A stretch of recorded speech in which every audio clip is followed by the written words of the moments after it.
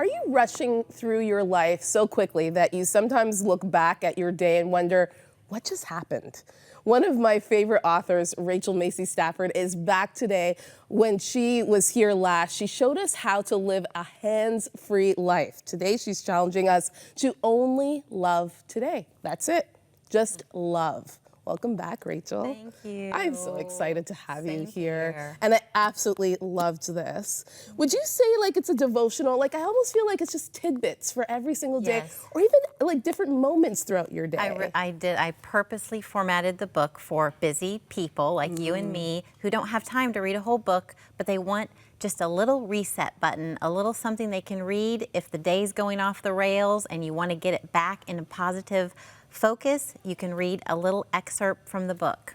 And you start off with something that I can resonate with, kind of a health scare. Your blood pressure had gone up, and you started to kind of think about life a little bit differently. Yes. It was amazing when that blood pressure cuff went on the arm, and my 13-year-old daughter was the one who was doing it for me. She's so like your resident doctor in the house, isn't she? She is. So, you know, her hair would brush against me as she would lean over and put that cuff on my arm, and the blood would pulse through my veins. And suddenly I looked around and I was like, you know, the dishes on the counter, the pants that are on the floor of my closet that don't fit, you know, that stuff really doesn't matter. Because, you know, when you're holding it up to the fragility of life, it all comes into focus. One thing that I thought was interesting is as you were starting to try to get fit and stay healthy, and you were so focused on getting your blood pressure down that you saw changes in your life as well, that you kind of actually wanted to keep the blood pressure issue going so that it was challenging you to rethink your life. It really was. And my husband was like, you know, you remember the doctor said you don't have to do that anymore. But I was like, but it's my reset button. It's my moment of clarity. And that's when I thought, I wish that everybody could put a blood pressure cuff on their arm and feel what I'm feeling.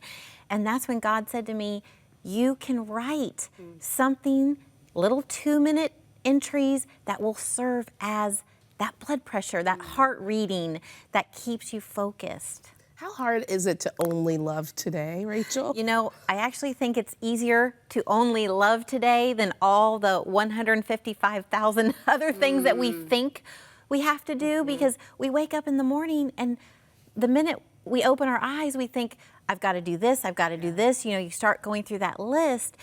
And when it comes to the end of the day, when you lay your head on that pillow and you can say, you know, I really connected very well with my daughter at breakfast this morning, or I really spent time getting to know my husband today.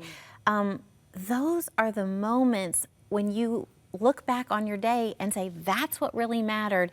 Instead of getting caught up in what we think is urgent, we can focus on what is important. And that's what Only Love Today, it helps you focus on just each day.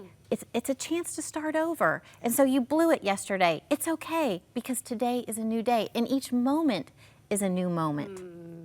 One thing that I love is that you see a lot of this through your children's eyes and really just seeing how they look at life. Tell me about the lessons, because there's so many in the book, of lessons that you've learned from these beautiful 2 little girls that God has given you. Yes.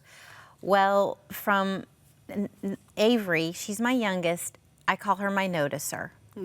And for many years, I wanted to change her because she was very slow, very observant, almost too observant at times. And I was like all about efficiency, productivity. And when I started following her lead on stopping to smell the roses, hugging the lady in the grocery store because she looked like my grandma, you know, I thought, look at her face. She is joyful. Look at my face. I'm angry. I'm impatient. I want to follow her lead. And so when I stopped trying to change her, she changed me. And my older daughter, Natalie, is a gift giver. And she gives without thinking about what's in it for me, or is this good? Is this gift good enough? She just gives from her heart. And so she has taught me to not overthink, like what are my gifts, and to give of myself, and stop worrying about appearance and status, and just to give from a place that, you know, God calls us to give from, and that is just from the heart. And I think that speaks to anybody who's, you know, in any faith walk, because I think in a world where there's so much turbulence and there's all this division, seeing just not even just our family, but the people that we interact with on a day-to-day basis, the woman in the grocery store, and thinking, how can I love that person today? And think of a different mindset. That trajectory changes a lot of things. It really does. I feel like coming from that place of love and gratitude, it really can bring that joy back to your life. So when I'm feeling most helpless or hopeless, I know what I need to do, and that is to love someone. And loving strangers is really powerful, I have to say, because almost every time I step out of my comfort zone and I'll approach someone who I feel like, you know, one of my favorite things to do is to give the woman in the airport bathroom who's cleaning, I come up and I say, thank you for keeping the bathroom so clean. Every time there are tears in her eyes, because I think we just need to be seen. And so it's like, you are valued, you are seen, and when you make that connection with someone, you're the one who is blessed, and it just changes your whole perspective. Oh, I love that. I love doing that too. I remember once I was in a bookstore and there was this beautiful woman and she was walking in and I just said, I love your hair. And she just was kind of struck at me.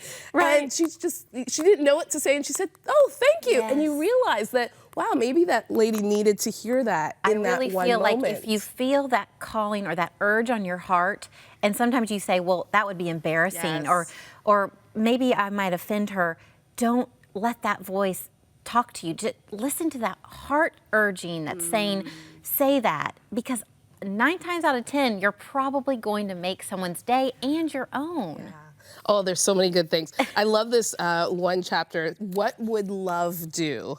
And I'm going to read a little bit of it. Today, I want to look like love. I want to sound like love. I want to speak like love. Too often, I look like worry, impatience, and agitation. I rather look like love. Too often, I sound like arrogance, selfishness, and greed. Wow. Yeah, that's the truth. Yes, amen to that one. We sometimes look in that mirror and we're not happy with the responses that we have to our children when we get upset.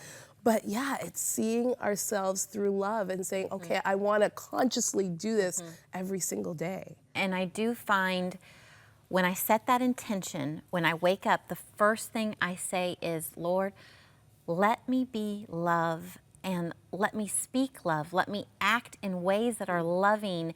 And I don't do that every time, believe me. But I also know that I can mess up, but I can come back to love. Okay, so I chose impatience in that moment with my daughter, but I'm going to come back to love. I don't have to keep letting it go down that negative path. And that's why I feel like the Only Love Today phrase helps you come back to a positive place. And that's just giving yourself that 3 seconds of pause. Only love today. It can stop you from saying something that you're going to regret, and it can just let you see that person who's standing in front of you saying, see me, hear me. And sometimes we think our kids are just being annoying or they're just trying to push my buttons. But if you really look at them, you say, he needs me right now, or she needs me. They're asking me to see them and hear them. And sometimes just holding them for just 5 seconds. You're having a bad morning, aren't you? Just to be acknowledged. And that just releases that pressure on both of you. Let's talk about authenticity. So I love that this book is kind of divided into seasons as well. And one of them, you talk about authenticity. You talk about your struggle with your health issues online and social media, and I follow you on social media, and how you were kind of worried about sharing your struggle with your kidney, but then it blessed so many people. It was amazing. Tell me about this. Yes, well, when I was going through this strange health issue that didn't really have answers, I suddenly got that urging on my heart that God was saying, you need to share this. And I was like, but I don't know how this is going to end. I don't know the end of my story. But it didn't matter. I needed to share where I was in my mess, you know? It's like your mess can be someone's message.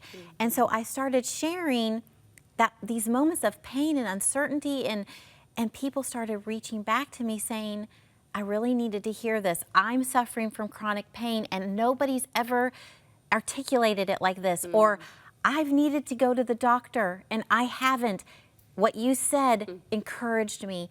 And so I do think that we all have a story, and it can be really messy and embarrassing and complicated.